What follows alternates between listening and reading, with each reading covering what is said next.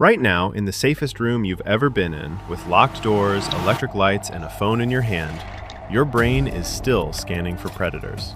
Not metaphorically, literally. The moment a room goes dark, a system buried deep inside your nervous system activates automatically. Pupils dilate, hearing sharpens. The body pulls blood away from the skin and toward the muscles. Your brain shifts from thinking mode into something older. Something that was already ancient before the first human ever existed. You didn't learn to be afraid of the dark, you inherited it. But here's what nobody tells you. The fear didn't start with darkness. For most of human history, night was not just uncomfortable. It was genuinely dangerous in a way that modern life has made almost impossible to imagine. Early humans didn't sit at the top of the food chain, not even close. They were mid-level prey animals living alongside leopards, hyenas, cave lions, and a dozen other predators, and almost all of those predators hunted at night. Leopards are perhaps the best example. A leopard's eyes contain a reflective layer behind the retina called the tapetum lucidum. It recycles every photon of available light back through the eye a second time. In near total darkness, a leopard sees with almost the same clarity as in daylight. Early humans, sleeping on open ground or in had no equivalent. Once the sun dropped, the visual advantage completely flipped. You became the thing that couldn't see. Fossil records from sites across Africa show consistent evidence of leopard predation on early hominids, puncture marks matching leopard teeth found on skulls. Researchers estimate that predation during night hours may have accounted for a significant portion of unnatural deaths. Night wasn't a time of rest. It was the most dangerous shift of every single day. So early humans did something extraordinary. They didn't evolve better night vision. They didn't grow claws. They didn't become faster. They did something no other animal had ever done before. They controlled fire. The earliest solid evidence of controlled fire use by hominids dates back roughly 1,5 million years. By around 400,000 years ago, fire appears consistently at human campsites across multiple continents.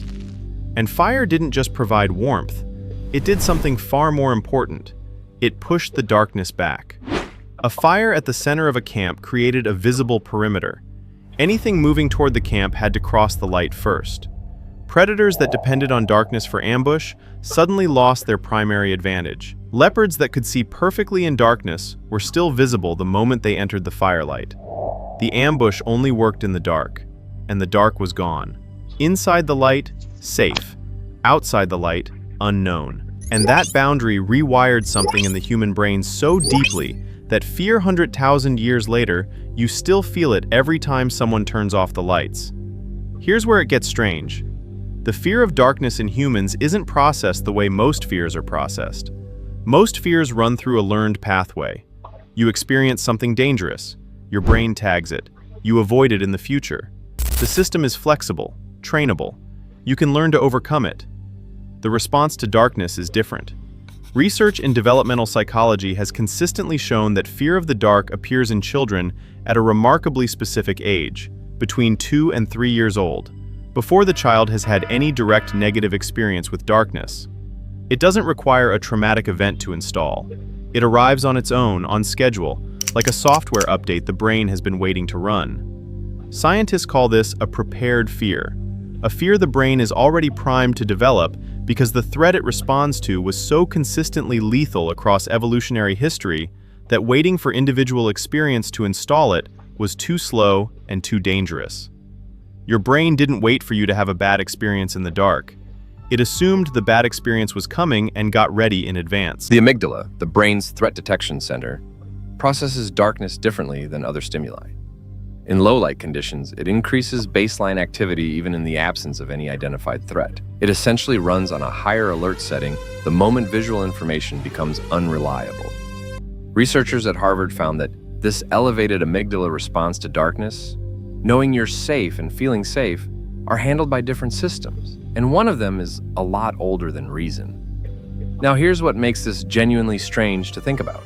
Humans solved the darkness problem thousands of years ago. Fire gave way to oil lamps. Oil lamps gave way to candles. Candles gave way to gaslighting. Gaslighting gave way to electric light. Today, the Earth at night is so covered in artificial light that astronauts on the International Space Station can trace the outlines of entire continents from orbit just by the glow of human civilization. We didn't just solve the problem. We eliminated the darkness almost entirely.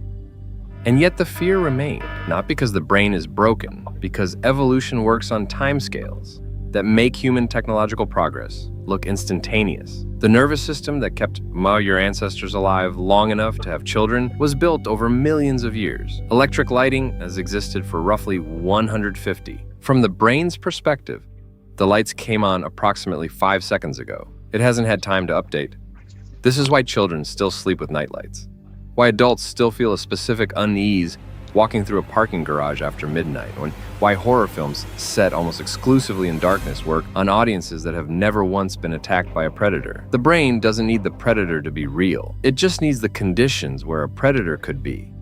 Darkness is not the fear. Darkness is the signal, and the signal still works perfectly. Somewhere in East Africa, more than 1 million years ago, a group of early humans sat close to a fire. They had learned to keep burning through the night. Outside the circle of light, the darkness moved. They didn't sleep easily. They kept the fire. They stayed close together. They made it through until morning, and then they had children, and those children had children. And the ones who felt the fear most strongly, the ones who stayed inside the light, who woke at sounds in the darkness, who never quite relaxed when they couldn't see, those were the ones who survived. You are descended from the ones who were afraid. The fear didn't follow you into the modern world as a flaw. It followed you as proof that it worked. Tonight, when you reach for the light switch before leaving a room, or check the corners when a hallway goes dark, or feel something shift in your chest when the power goes out, that's not weakness. That's 1 million years of survival instinct, still running perfectly, right on schedule.